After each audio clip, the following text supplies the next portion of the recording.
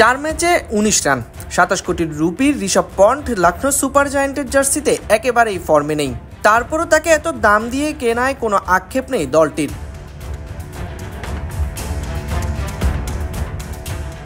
দলটির মালিক সঞ্জীব গোয়েঙ্কা জানিয়েছেন, পান্টের জন্য আরও বেশি অর্থ খরচ করতেও প্রস্তুত ছিল তারা। দিল্লি ক্যাপিটালস পান্টকে ধরে রাখবে না জানার পর থেকেই পান্টকে পাখির চোখ করে তারা। লক্ষ্য ছিল যে করেই হোক নিলামে তাকে দলভুক্ত করা। সঞ্জীব বলেন, যখনই আমরা জানতে পেরেছিলাম দিল্লি পান্টকে রাখবে না, তখনই ওকে ধরে দল সাজানোর পরিকল্পনা করেছিলাম আমরা।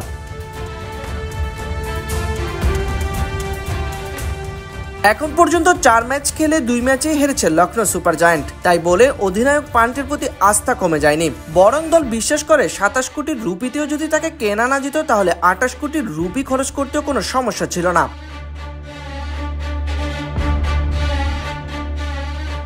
সঞ্জীব জানান, আগেই বলেছি, আবারও একটা কথা বলতে আমার কোনো বাধা নেই। আমার বিশ্বাস পান্ট দারুণ একজন নেতা। ওর সেরা নেতৃত্ব এখনো দেখতে পাইনি। আমরা 27 কোটি রুপিতে ওকে নিয়েছিলাম, তবে 28 কোটিও যদি দরকার হতো আমরা ওর জন্য খরচ করতাম।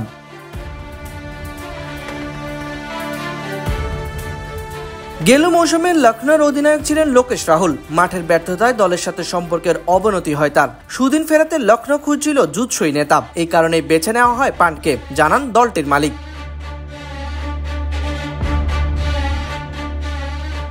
আমরা একটি বিষয় নিয়ে পরিষ্কার ছিলাম, এমন একজন নেতা দরকার যে নিজের দক্ষতা বিশ্বাস করে, যে ভয়ডরহীন এবং বিধ্বংসী ব্যাটিং করতে পারে। পান্টের মধ্যে সবকটাই রয়েছে। লখনৌ সমর্থকরা অবশ্যই পান্টকে নিয়ে ততটা খুশি নন। একে তো নিজে রান করতে পারছেন না, তার উপর দলও ভালো করছে না। তাই অধিনায়কত্বের পরিবর্তনের দাবি হচ্ছে জোরালো। যদিও সর্বশেষ ম্যাচে জয় পাওয়ার লখনৌ কিছুটা আশার আলো দেখাচ্ছে তাদের ফ্যান বেজকে। Saidim Shams, BD ক্রিক time.